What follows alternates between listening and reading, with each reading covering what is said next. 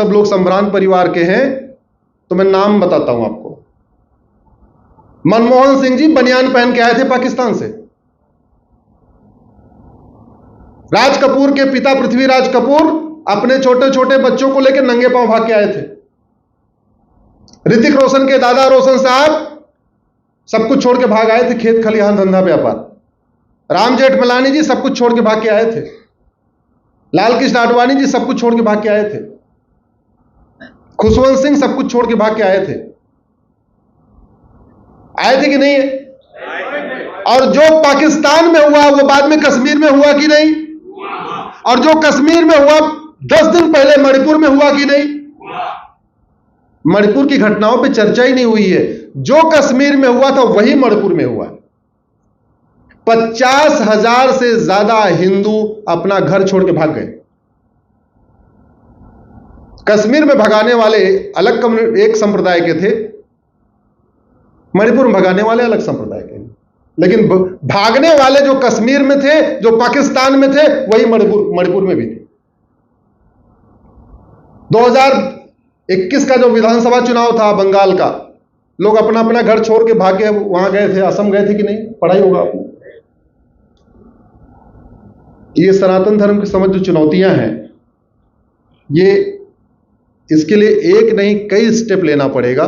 लेकिन एक जो बड़ा स्टेप लेना पड़ेगा, सबसे पहले हमें एक होना पड़ेगा। हमने अपने झूठी शान छोड़ना पड़ेगा कि मैं ब्राह्मण, मैं क्षत्रिय, मैं फला, मैं फला, मैं फला।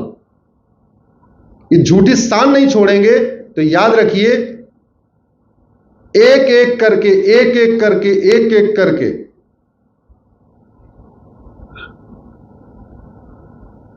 मजहबी उन्माद की आग घर जलाती रहेगी। ये जो मजहबी उन्माद को रोकना है, तो सबसे पहले हमें एक होना पड़ेगा। दूसरा,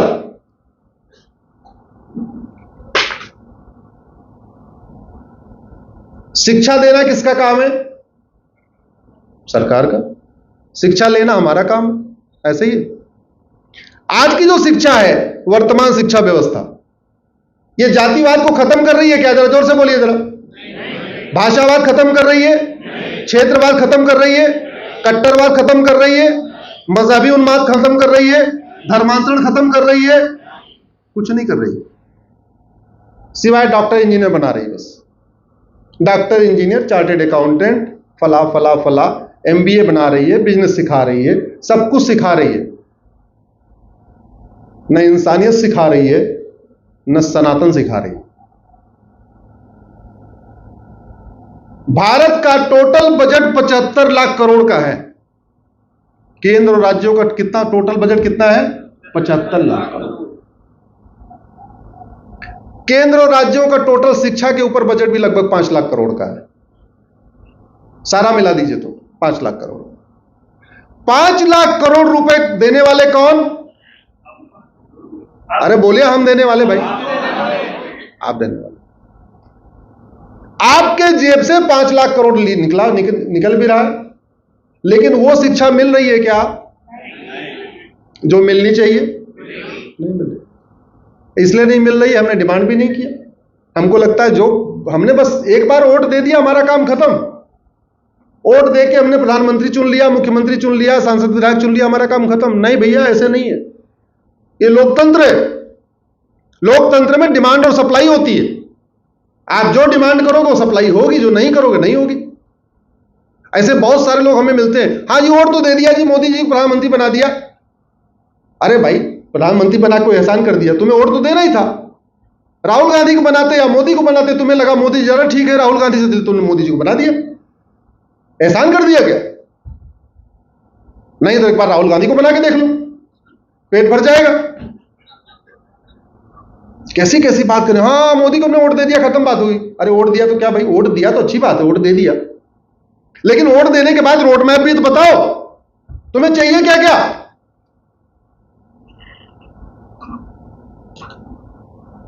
वर्तमान शिक्षा व्यवस्था कूड़े के डब्बे में फेंकने लायक है।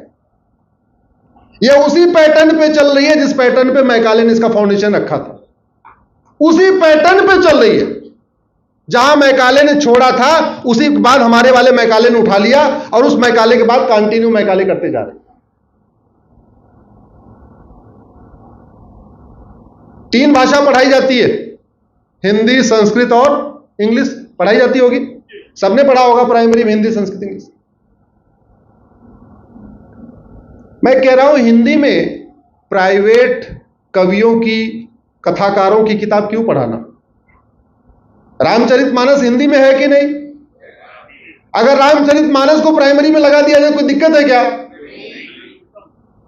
अरे रामचरित, हिंदी भाषा सिखाने के लिए रामचरितमानस लगाइए, भगवान राम के बारे में भी जानेगा, रावण के बारे में जानेगा, हनुमान जी के भी बारे में हमारा बच्चा जानेगा, भाषा भी सीखेगा, व्याकरण भी सीखेगा, अलंकार भी सीखेगा, समास भी सीखेगा, सब कुछ सीखेगा। उससे दिक्कत कहां है?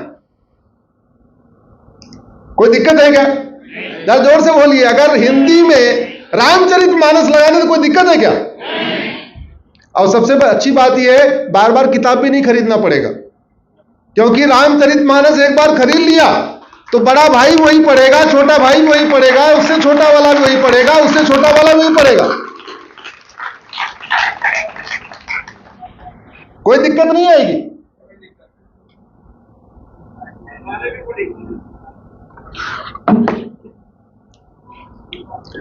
अंग्रेजी पढ़ते हैं कि नहीं?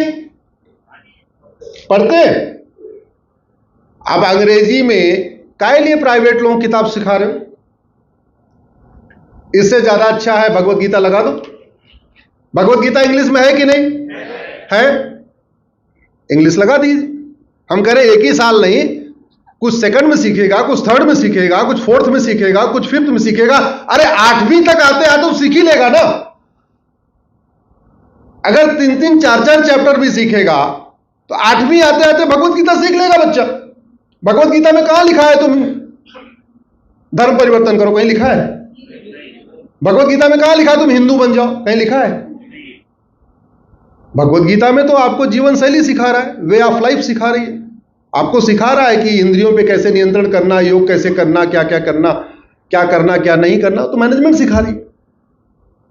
बच्चों में संस्कार आएगा कि नहीं आएगा? जोर से बोलिए जरा। संस्कृत भी हमारे बच्चे पढ़ रहे हैं, हम सबने पढ़ा होगा। संस्कृत में अगर हम वाल्मीकि रामायण लगा दें, नहीं वाल्मीकि रामायण न भी लगाएं तो उपनिषद लगा दें, वेद लगा दें, पुराण लगा दें, कोई दिक्कत? वेद पुराण में कहीं लिखा है तुम इस्लाम छोड़ के हिंदू बन जाओ? लिखा है कहीं? नहीं लिखा है। बाइबल नहीं लगाई जा सकती, क्योंकि बाइबल में लिखा हुआ है केवल गॉड ही प्रेयर के लायक है। कुरान नहीं लगाई जा सकती, क्योंकि लिखा है केवल अल्लाह ही इबादत के लायक है। लेकिन वेद पुराण लगाई जा सकती है, क्योंकि वेद पुराण में तो यह लिखा है तुम कैसे भी पूजा करो, तुम्हारी पूजा हमारे तक पहुंचेगी।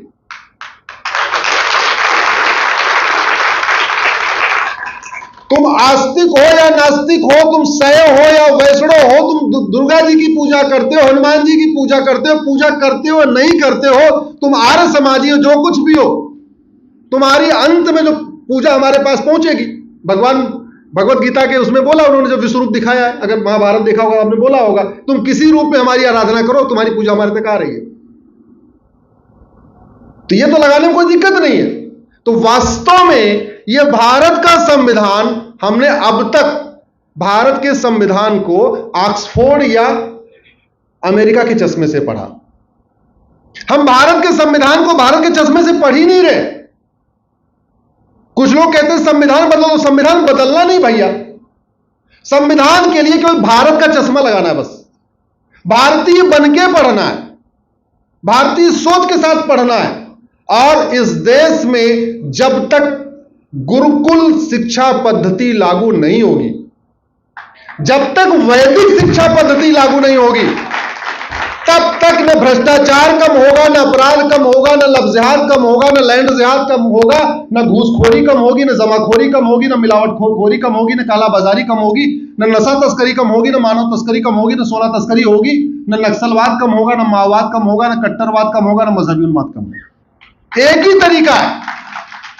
और आज तिलप्रस्थ की धरती से मैं यह भी कहता हूं, जिस दिन भारत में वैदिक शिक्षा लागू हो जाएगी, ये सीबीएसई आईसीएसई खत्म, मदरसा मिशनरी खत्म, केवल वैदिक शिक्षा पूरी दुनिया अपनाएगी, क्योंकि पूरी दुनिया मजहबी उन्माद से परेशान है,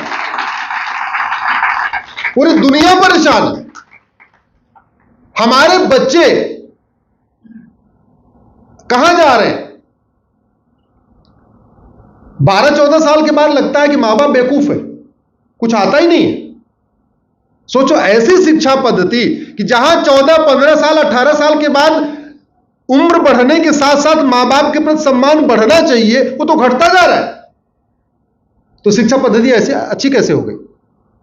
अगर भाई भाई के प्रेम बीच में प्रेम घटता जा रहा है, भाई बहन के बीच में प्रेम घटता जा रहा है, पति पत्नी में बहुत ज्यादा टेंशन बढ़ती जा रही है, तो स्वाभाविक सी बात है, इसका मतलब शिक्षा व्यवस्था गड़बड़ है, इसकी फाउंडेशन गड़बड़ है। और फाउंडेशन इसलिए गड़बड़ है क्योंकि हम केवल और केवल doctor, engineer, chartered accountant, IAS, IPS, inspector, management, यही बना रही है शिक्षा। भारतीय नहीं बना रही है, सनातनी नहीं बना रही है, हिंदू नहीं बना रही है, एक सभ्य नागरिक नहीं बना रही है। इसलिए इस वर्तमान शिक्षा व्यवस्था को बदलना जरूरी है। आप सब लोग इसके लिए आवाज उठाइए, जहां जहां आवाज उठा सकते उठाइए। अगर बीमारी ठीक नहीं हो रही है तो दवा गड़बड़ है, बड़ी सीधी सी बात। अगर बीमारी ठीक नहीं हो रही है तो दवा गड़बड़ है। अगर वर्तमान में समस्याएं ठीक नहीं हो रही है तो इसका मतलब शिक्षा व्यवस्था गड़बड़ है, सीधी सी बात। इसलिए मेरा यह मानना है, अब समय आ गया है, माननीय प्रधानमंत्री जी के साथ सब लोग खड़े हों, उनका हाथ मजबूत करें, उनसे डिमांड करें कि भारत में 1 नेशन 1 एजुकेशन सिस्टम लागू किया जाए। बच्चा मंत्री का हो या संतरी का हो, क्लर्क का हो या कलेक्टर का हो, कप्तान का हो या चपरासी का हो, मजदूर का हो या मालिक का हो, किताब एक होनी चाहिए और वो भारतीय पद्धति पे होनी चाहिए। और ये व्यवस्था पहले थी। कृष्ण सुदामा एक साथ पढ़े कि नहीं पढ़े? भगवान राम और निषाद राज एक साथ पढ़े कि नहीं पढ़े? दशरथ और उनके मंत्री जामवंत एक साथ पढ़े कि नहीं पढ़े? जामवंत तो दलित परिवार के थे। सुमंत, दशरथ जी के मंत्री का नाम सुमंत था। सुमंत जी दलित परिवार के थे, लेकिन एक ही साथ पढ़े कि नहीं पढ़े? निषाद राज दलित परिवार के थे। भगवान राम क्षत्रिय थे, राज परिवार के थे, एक स्कूल में पढ़े कि नहीं? कृष्ण राज परिवार के थे, सुदामा गरीब परिवार के थे, एक साथ पढ़े कि नहीं पढ़े? पढ़े। तो इसलिए अब टाइम, और आज की डेट में ऐसा नहीं हो रहा है। आज की डेट में 500 रुपए जहां फीस है उसकी अलग किताब, 2000 रुपए फीस अलग किताब, डीपीएस की अलग किताब, रेयान की अलग किताब, सेंट मेरी की अलग किताब, सेंट थॉमस की अलग किताब, सेंट्रल बोर्ड की अलग किताब, आईसीएसई बोर्ड की अलग किताब, हरियाणा बोर्ड की अलग किताब, सारी सबकी अलग अलग किताब। और इससे संविधान का वायलेशन हो रहा है। चलिए सनातन तो छोड़िए, संविधान का सीधे सीधे वायलेशन हो रहा है। क्यों? क्योंकि संविधान कहता है सबको समान अवसर दो। आज की डेट में सबको समान अवसर मिल रहा है क्या? आज की डेट में बिना कोचिंग किए कोई बच्चा जेई, आईआईटी, नीट क्वालिफाई कर पा रहा है क्या? कर पा रहा है? नहीं, क्योंकि जो पढ़ाया जाता है वो पूछा नहीं जाता, जो पूछा जाता है वो पढ़ाया नहीं जाता। इसमें बहुत बड़ा खेल है, कोचिंग माफियाओं का बहुत बड़ा खेल है, वो किसी और भी दिन रखेंगे। मेरा यह कहना है, जब संविधान सबको कहता है समान अवसर दो, समान अवसर तब मिलेगा जब 1 नेशन 1 सिलेबस होगा।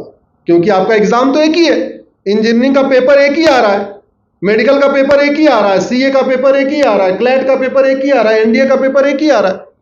ऐसा तो है नहीं कि सीबीएसई बोर्ड वाले के लिए अलग पेपर है, हरियाणा बोर्ड वाले के लिए अलग पेपर। तो जब पेपर एक है तो सिलेबस भी एक होना चाहिए। बस इतना है कि हरियाणा वाला हिंदी में पढ़ ले, बंगाल वाला बंगाली में पढ़ ले, गुजरात वाला गुजराती में पढ़ ले। ये समान शिक्षा लागू होने से सारी बुराइयों के साथ साथ सबको समान अवसर भी मिलेगा, सामाजिक समरसता भी बढ़ेगी, ऊंच नीच का भेदभाव भी खत्म होगा, और मां बाप की जो जेब कट रही है वो जेब कटना भी बंद हो जाएगी।